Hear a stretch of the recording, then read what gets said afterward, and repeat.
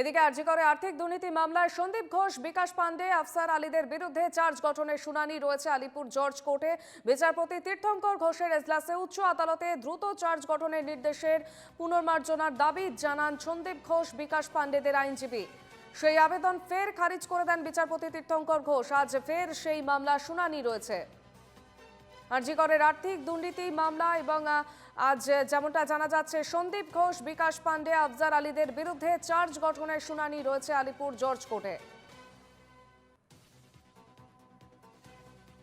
বিচারপতি তীর্থঙ্কর ঘোষের এজলাসে উচ্চ আদালতে দ্রুত চার্জ গঠনের নির্দেশের পুনর্মার্জনার দাবি জানান সন্দীপ ঘোষ ও বিকাশ পান্ডেদের আইনজীবী।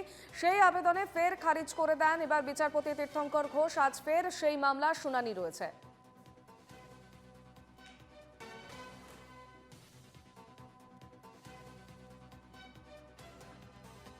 আমাদের সঙ্গে টেলিফোন লাইনে রয়েছেন প্রতিনিধি দেবিকা মজুমদার। দেবিকা, আজ আরজিকরে আর্থিক দুর্নীতি মামলার শুনানি রয়েছে। দেখো, আরজিকরে আর্থিক দুর্নীতি মামলার শুনানি রয়েছে, যেখানে বিকাশ পান্ডে, আফসারিদের বিরুদ্ধে চার্জ গঠনের শুনানি রয়েছে। তার সঙ্গে একজনের জামিনের আবেদন চাওয়া হয়েছে। এবং এই শুনানি হবে দুপুর 1:30টার সময়।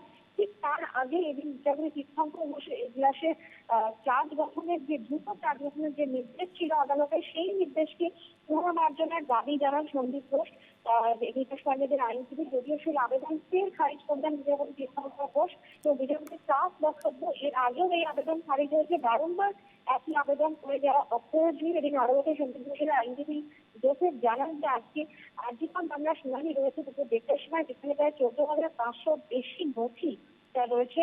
এত দ্রুত নথি করে মামলার জন্য প্রস্তুত হওয়া সম্ভব নয়, তার জন্য সময় চান আদালতের কাছে।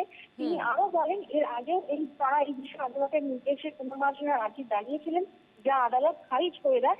এই পরিপ্রেক্ষিতে বিচারপতি জানান, আমি নির্দেশ পরিবর্তন করতে পারবো না। একই সঙ্গে জানিয়ে রাখি, সিঙ্গল বেঞ্চে এই আবেদন খারিজ হওয়ার পর এবার প্রধান বিচারপতির ডিভিশন বেঞ্চে আবেদন জানিয়েছে সন্দীপ ঘোষের আইনজীবী, এবং দুপুর 12টার সময় এই মামলার শুনানি রয়েছে প্রধান বিচারপতির ডিভিশন বেঞ্চে।